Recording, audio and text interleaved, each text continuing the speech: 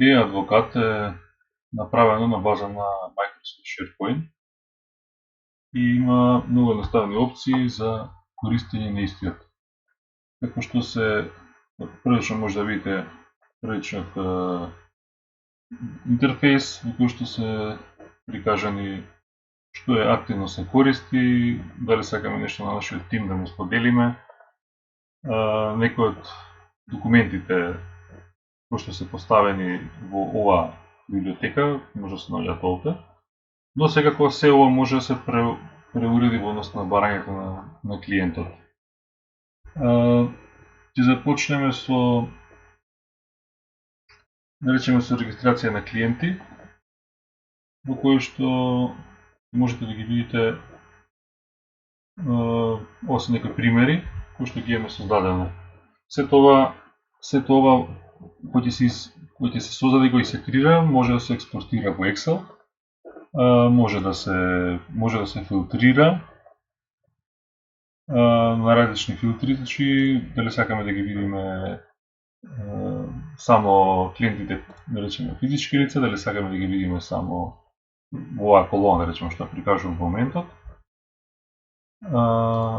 Дали сакаме да ги видиме, да речеме, сакам да ги видам само правните лица, ќе ги издвои само нив. Доколку следно што може да се види, че освен филтрирањето е како една опција, можност што спомнав да експортира во Excel, е и опцијата за сумирање. Тоа ќе покажеме подоцна. Сега речеме ќе внесеме многу едноставно внесувањето на нов клиент.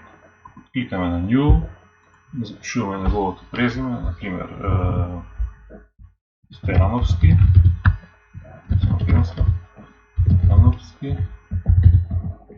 Стојан, тип на клиент ќе биде правно лице, адреса Московска, Скопје, телефон 070 и некој број. Имејлот негов може да се запишеме за да имаме негова комуникација. Gmail.com, ова е на пример, не е вистина. Единствен број негов на компанијата. МБС на компанијата, например, некој. Исто така можеме овде да го додадеме и атачмент, одреден атачмент кој што е стои во прилог. Може да го искористиме сега. И го снимаме. Напред беше записот и го имаме Стојановски Стојан во нашата база на податоци. Од кога ќе влеземе во предмети, ќе одбереме, можеме да создадеме нов предмет, значи ова поле овде ги евидентираме предметите. Значи ова се само примери на можности и пак ќе повторам, значи можеме да создадеме најразлични типови во однос на барањата на клиентот. Еве ќе запишеме нов предмет. Само момент да се освежи. По предмет, еве ќе запишеме предметот е долг, број на предмет број, физички број на предметот, задача, одреден опис може да ставиме, рок, одбираме календар, кој ни е рокот, да речеме нареден петок, датум на прием на предметот, денеска, и да го одбираме клиентот. Значи овие брои овде се од клиентите што се запишани во оваа листа.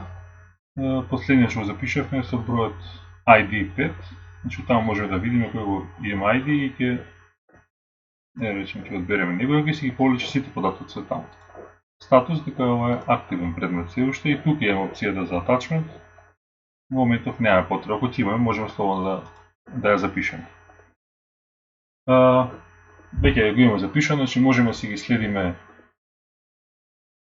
нашите предмети во однос на активни статуси, значи како што спомнав филтер опцијата во моментов има само активни, така да затоа го појавил само активно. Ако би имавме некој друг, ќе го појавеше и него. Постапки, значи можеме да си ги запишеме овде постапките, да имаме евиденција за нив и така натаму, и можеме преглед на хонорари, значи кој што ги имаме, да си ги запишеме, си ги водиме евиденции и така натаму. Значи сето тоа да ни биде на едно место и не само ние, и нашиот тим да работи заеднички со нас. Тоа е накратко. За сите ваши прашања може слободно да контактирате.